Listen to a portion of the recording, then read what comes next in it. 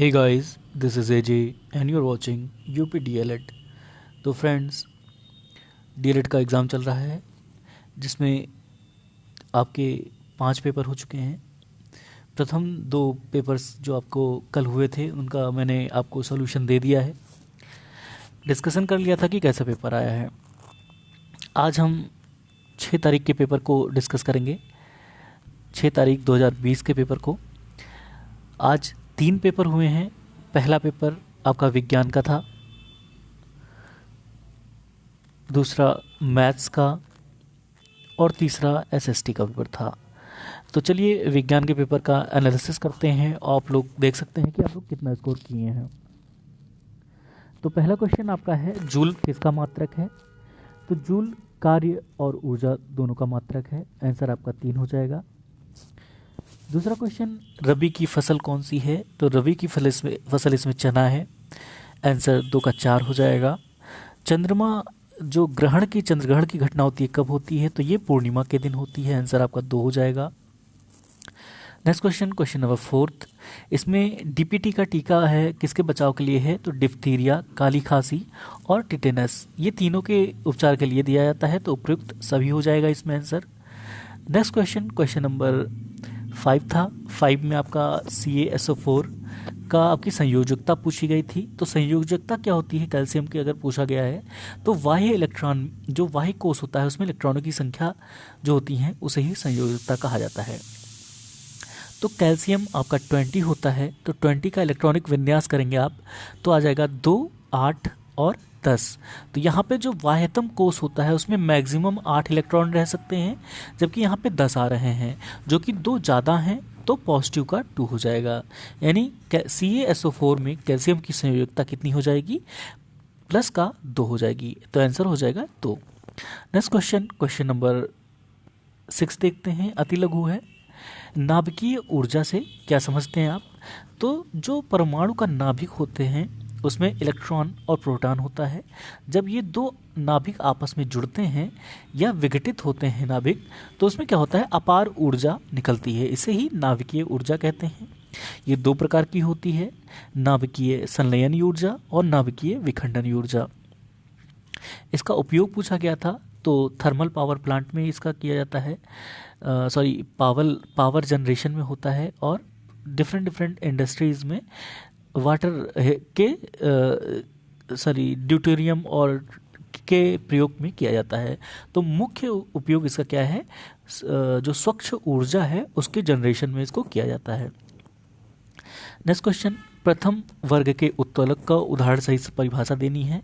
तो उत्तोलक की परिभाषा में आपको बताया था कि एक सिंपल लीवर होते हैं। ये लीवर को ही उत्तोलक कहा जाता है, जिसमें 3 चीज़ें होती हैं, आलम्ब, आयास और वेट।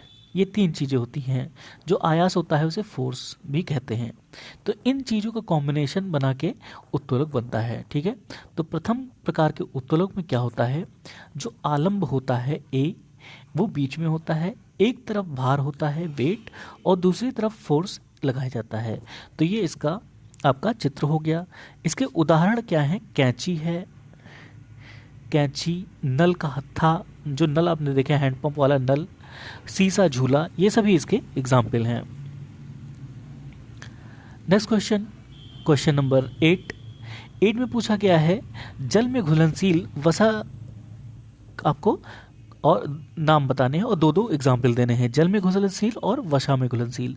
तो जल मैंने आपको बताया था, चिल्लू भर पानी में डूब मर। एक गाली होती है BC जा चिल्लू भर पानी में डूब मर। तो पानी में कौन डूब के मर जाएगा? BC जो होगा। तो B और C ऐसे विटामिन हैं जो जल में घुलनशील हैं। बाकी जो आपके बचते हैं A, D, E, K, ये सभी आपके वसा में घुलनशील होते हैं। जल प्रदूषण के मुख्य कारण पूछा गया था। तो जल प्रदूषण का मुख्य कारण जो होता है वो जो कूड़ा कचरा कारखानों से आता है वो बह के जो उसमें मिल जाता है, वही मुख्य कारण होता है जल प्रदूषण का। और भी डिफरेंट कारण हैं, मगर ये मुख्य कारण था, आपको लिखना था। वसा को कितने समूहों में बांटा गया है? तो वसा को 2 समूहों में बांटा गया है, एक सैचुरेटेड फैट और एक अनसैचुरेटेड फैट।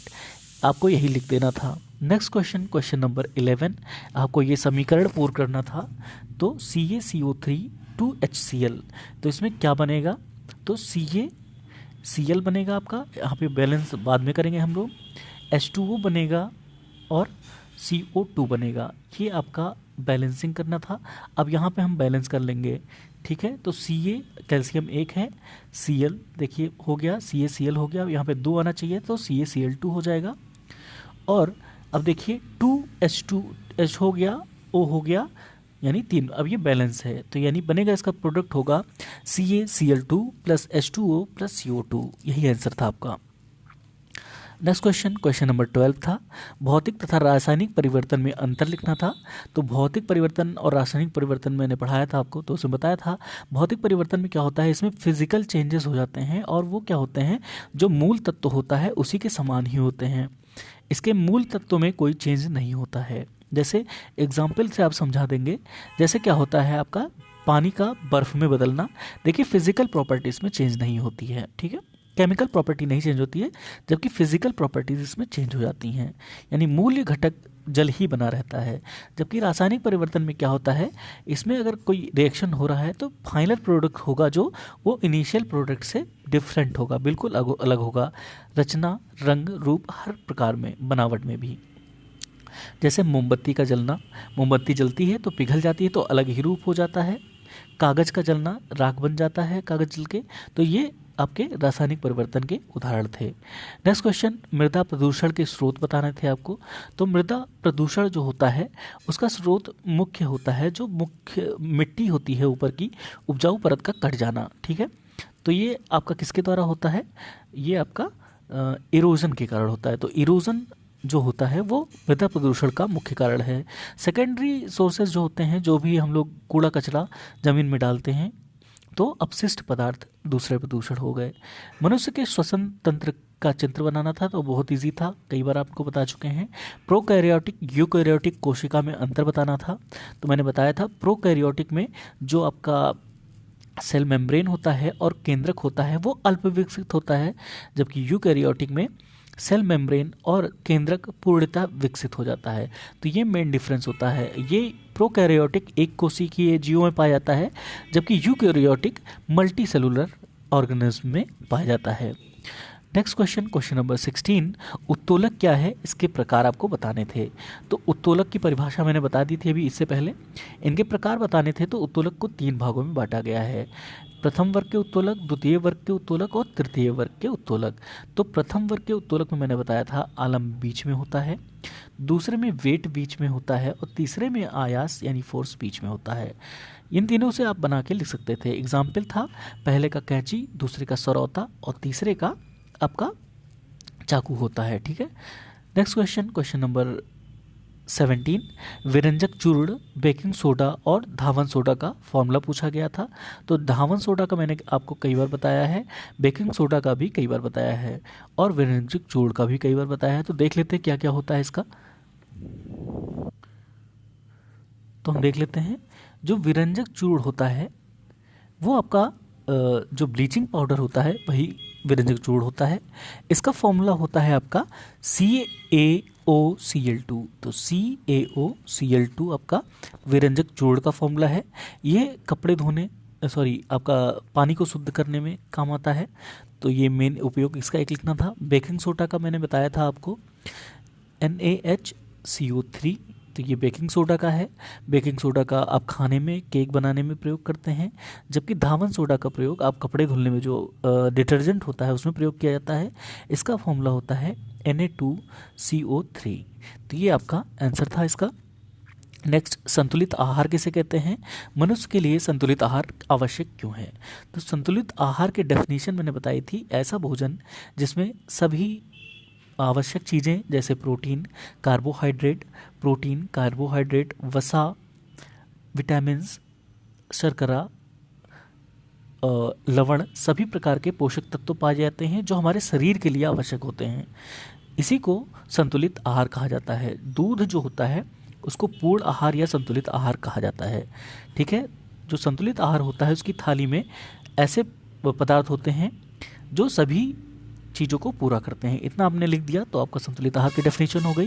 ये मनुष्य के लिए आवश्यक क्यों होते हैं? क्योंकि इनमें कार्बोहाइड्रेट, वसा, प्रोटीन, विटामिन सभी पाए जाते हैं जो कि हमारे शरीर की वृद्धि और संरक्षण में काम आते हैं। इसलिए मनुष्य के संतुलित विकास में ये सहायक होते हैं, इसलिए इनकी आवश्यकता होती है। तो ये आपका साइंस का पेपर था। अब हम नेक्स्ट पेपर जो आपका मैथ्स का पेपर है उसको डिस्कस करेंगे। तब तक के लिए वॉच करिए, सब्सक्राइब करें। Thanks for watching. बाय।